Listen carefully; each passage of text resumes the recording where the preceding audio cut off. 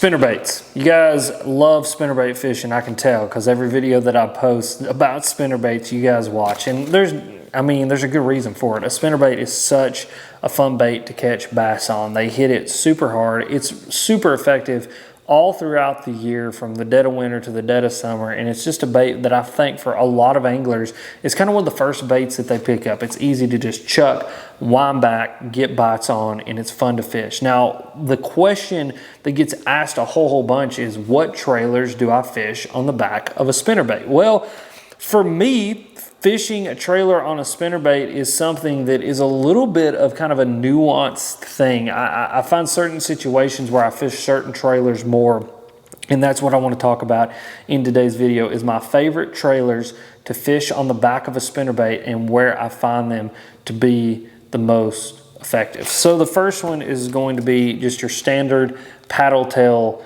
swim bait. Now, your standard paddle tail swim bait for me is definitely going to be any instance where I'm fishing around a ton of other shad. I don't know exactly what it is, but I saw this a long time ago fishing a shad spawn with a spinnerbait.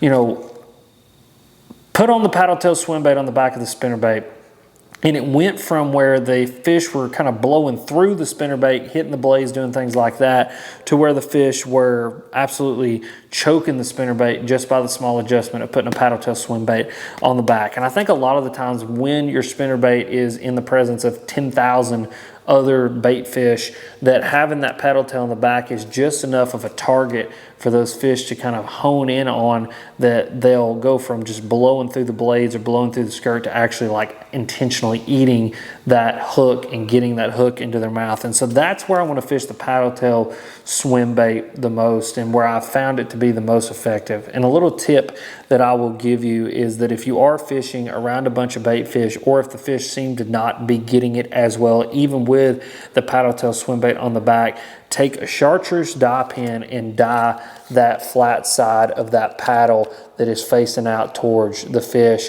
And I have found when that will really take the bite percentage and bite to hookup ratios percentage, and like to where you're having to dig it out of the back of their throat to the roof. Because the thing with chartreuse, I get this question all the time as well, as like, you know, there's been studies done that show bass can't see chartreuse. That's actually not true. The people of the Berkeley labs have done thousands of data points on this, and what they notice is that bass can't really differentiate white from yellow, not chartreuse. Chartreuse being a completely different color, they notice that actually fish will eat chartreuse over a lot of other colors, but it was white and yellow that they just couldn't see or differentiate very, very well. And so chartreuse, and using chartreuse as targets, and you know, using that color as a target on a lot of baits for me has really, you know, kind of upped my bite percentage and then hookup ratio percentage as well. And so using just a little bit of chartreuse on the tail of that swim bait can make a huge difference with your spinnerbait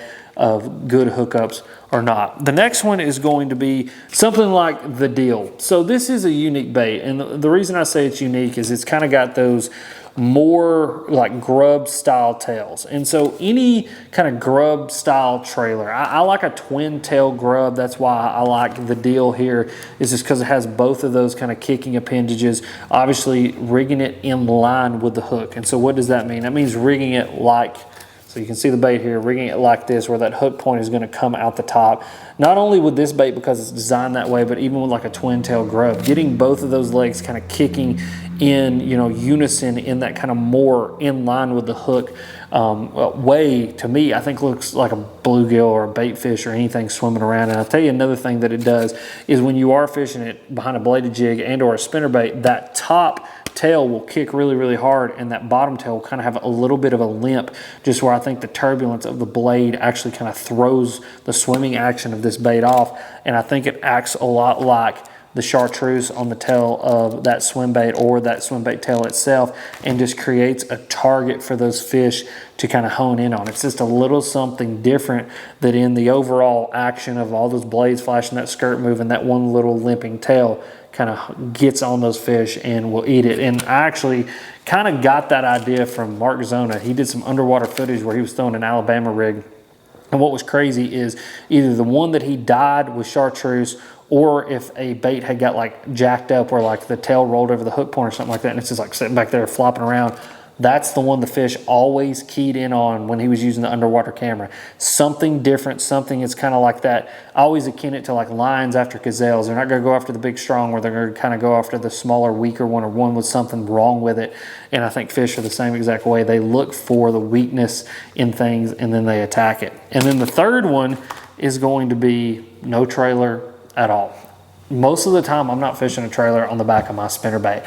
I have found that for me, in most of the situations where I am fishing, that just by leaving that trailer a little bit, or that skirt a little bit longer on that spinnerbait, putting a little bit more bulk into that spinnerbait skirt, maybe putting 2 skirts on there or something like that, is enough to get those fish to eat it. And I've also seen times when I'll be throwing a spinnerbait trailer on a spinnerbait and I'll get the tails eaten off of these things so many times where they swap at the tails, but they won't actually get the hook, where if I take that trailer off there and just throw a bare spinnerbait, I can actually put more fish into the boat than when I'm actually fishing the trailer on the back of it. And for me, that's what I'm throwing the most. I actually don't throw a trailer a whole lot, and it surprises a lot of people. I think for a lot of people, people view a spinnerbait kind of like a bladed jig or a normal jig or a swim jig, where it's something just because it has a skirt, you have to have a trailer on the back of it.